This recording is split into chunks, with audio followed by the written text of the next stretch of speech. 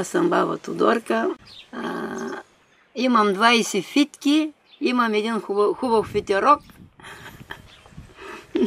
Но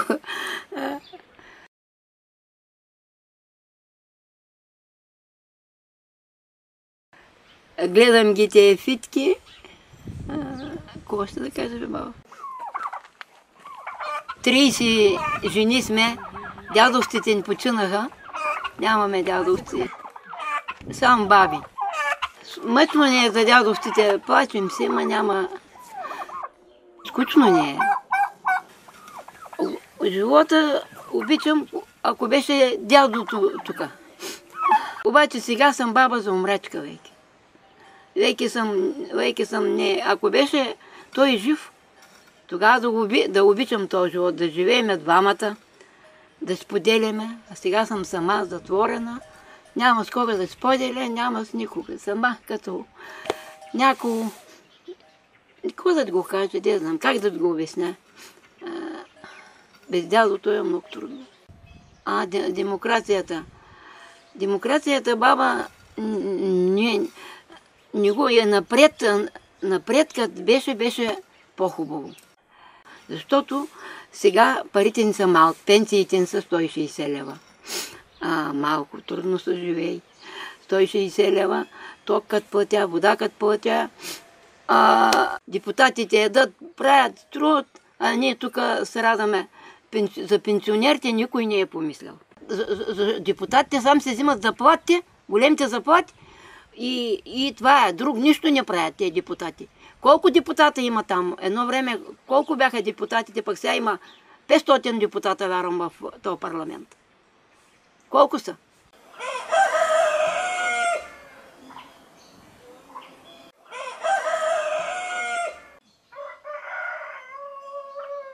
Не са добри, защото народът се рада. Кой ще е добър то?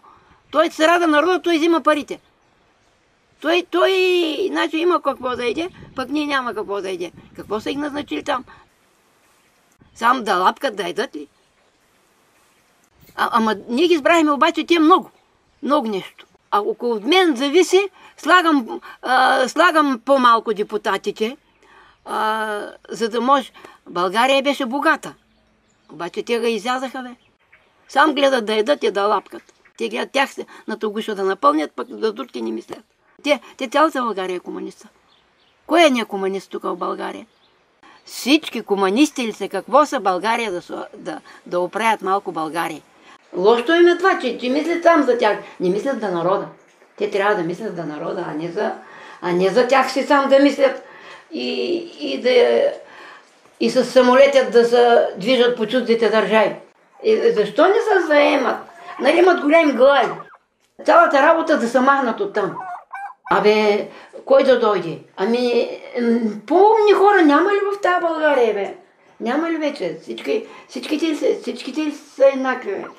По-умни няма ли? Аз ти казвам, че има и по-умни някъде.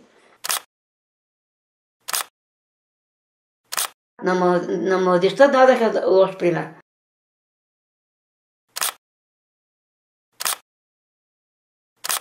Депутатите.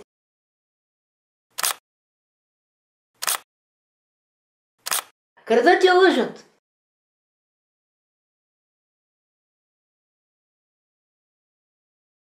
Няма много хора като мен в България, мога да кажа, защото съчетанието, което се получи при нас, е доста рядко. Млади хора с висше образование в едно малко селце да правят нещо, което никой друг не го прави преди тях. И малко са хората като мене и затова е трудно. Защото ние сме единици, разпокъсани по цяла България и трудно, даже един за друг трудно научаваме кои сме.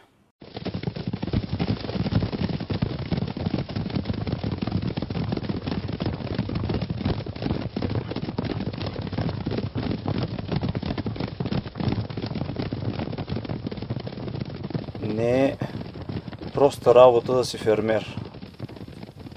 Трябва да разбираш от много дейности, не само гледането на животни, но и документации, трябва да следиш и нови технологии, които излизат. Трябва също да знаеш и старите технологии, които са се отглеждали животни и растения от времето, откакто съществува човечеството, както се казва, защото те са най-устойчиви, щом са оцелели до днес.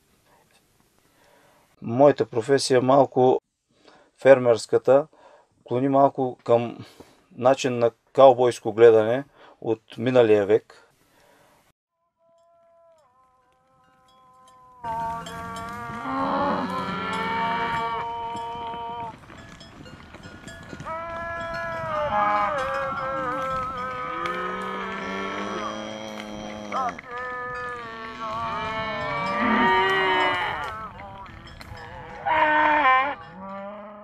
Причислявам фермера себе си като водач на стадото. Завършил съм зооинженер. Преди да стана студент си представих този живот, затова станах студент по зооинженерство.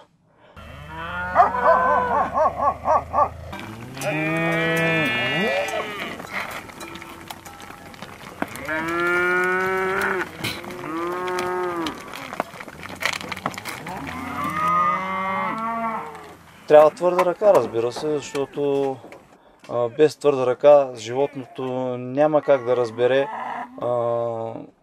кой е водещия в стадото, така да се каже.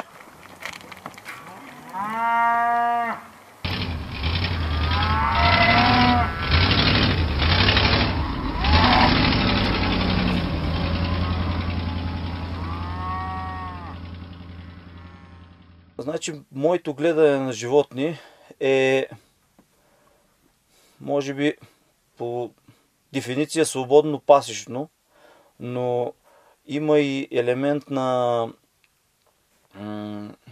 пълна свобода. И тогава, когато животните са напълно свободни, те мислят за своето оцеляване и по този начин оцеляват много по-добре, без човешка намеса.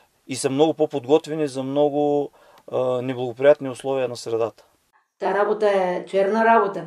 Това не е като депутатът да и да седне на стола ти и така. Това е иска работа и той голяма работа, баба. Оставени сме, така да се каже, на произвола на съдбата и просто гледат дали ще допуснем грешка в попълването на документации, в подписването на договори, в подаването на документи и никой не се заема да ти помогне пряко, за да усвоиш ти повече европейски средства, да кажем, и повече субсидия. Аз си го обяснявам с чиста, проста човешка завист. В смисъл, че парите, които можат да пристигнат при нас, наистина са доста.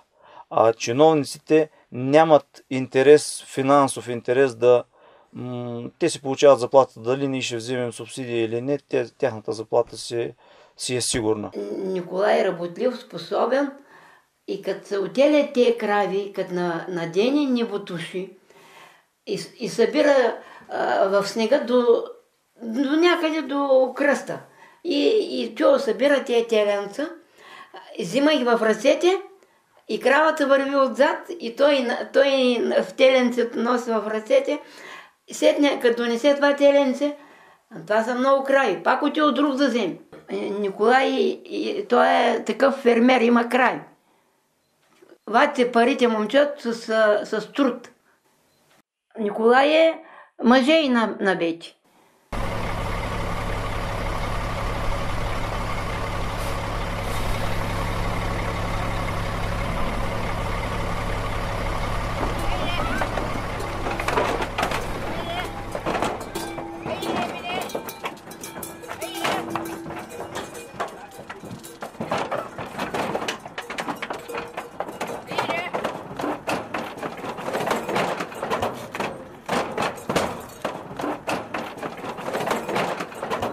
В българската ситуация е много по-лесно да се справиш с една крава, отколкото с един бюрократ. Да има повече хора в нашото село, като Бети и Николай.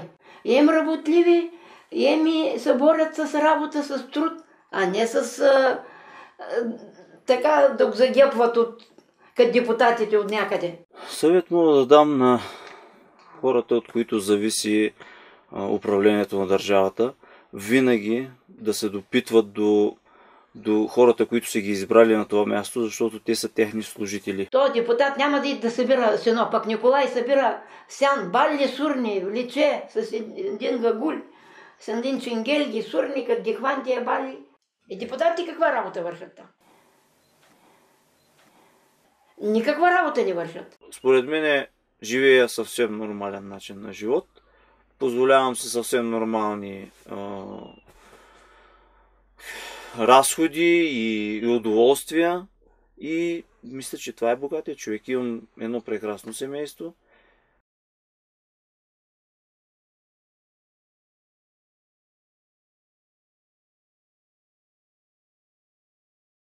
Как оцелях до тук?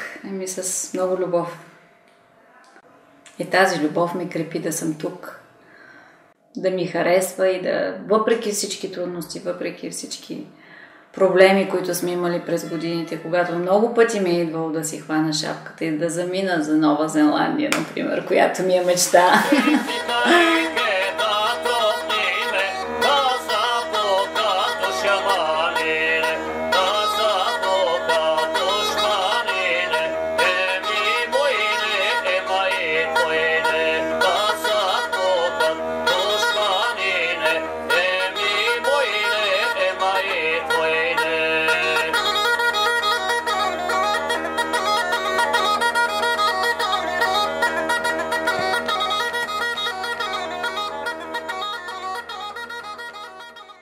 Една тенденциозност забелязвам в управляващите към потъпкване на частни предприемачи.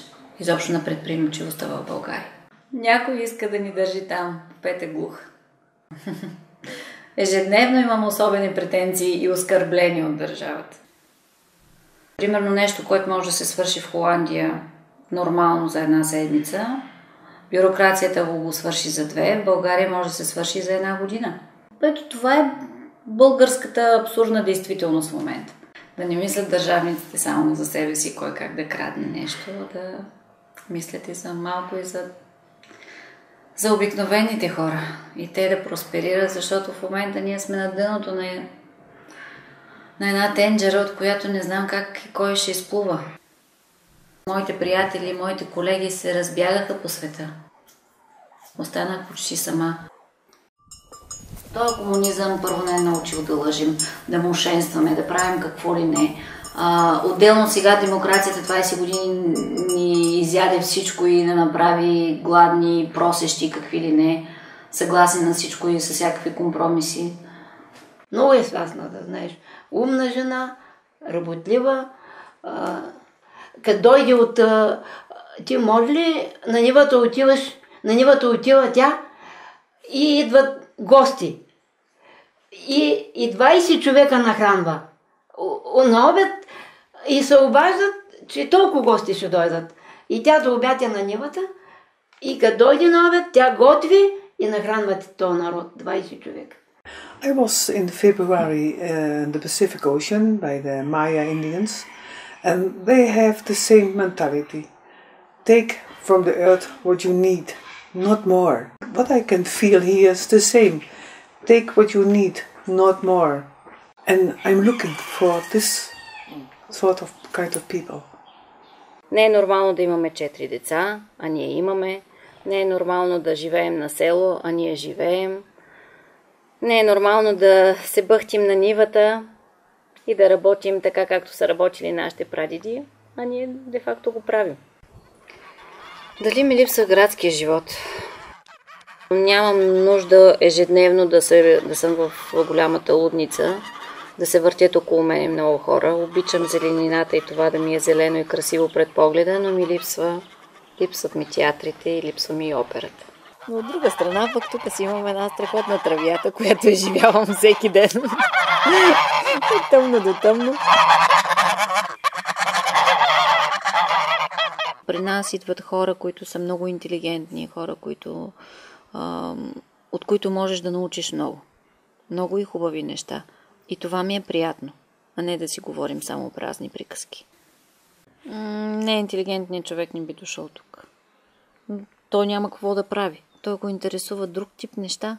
Той го интересува да има басейн в хотела, да има кебабчета и кюфтета, тук няма такива, да има бира в промишлени количества и празни приказки, а тук ги няма такива. И да има много чалга. Тук такъв тип хора все още не са идвали. И дай Боже да не вземат да идват. Не ми се иска да ставаме комерциални, иска ми се да бъдем един тип бутикова къща. Be proud on Betty, be proud on her husband. Just these people, they are the beginning, the start of the new turnover in the world for a good life. Really. Be proud. Ако става въпрос коя работа е мръсна и чиста, на пръв поглед нашата работа е много мръсна. Това, че се ринеш в лайната, че ходиш непрекъснато след животни, че трябва да храниш кучета и така нататък, това за един градски човек е много мръсна работа. Но за нас това е най-чистата работа. От това по-чиста работа, здраве му кажи. Тая свобода, този мерак, който го имат и брат ми и моя мъж, ако го нямаш, ако нямаш тази любов към животните, това не можеш да го правиш. Това е така, това е ясно. Но тя е и чиста, защото така, според мен, аз така си мисля, че нещо, което се прави с любов, с много желание, това нещо запазва душата ти. Нещо, което си затворен е там между четири стени, го правиш по задължение, защото трябва да си вадиш на същия хляб, но то не ти доставя радост, напротив, даже те огнетява и те стресира и те изнервя, те прави, как да кажа, грозен за околните и неприятен. И това е мръсна работа.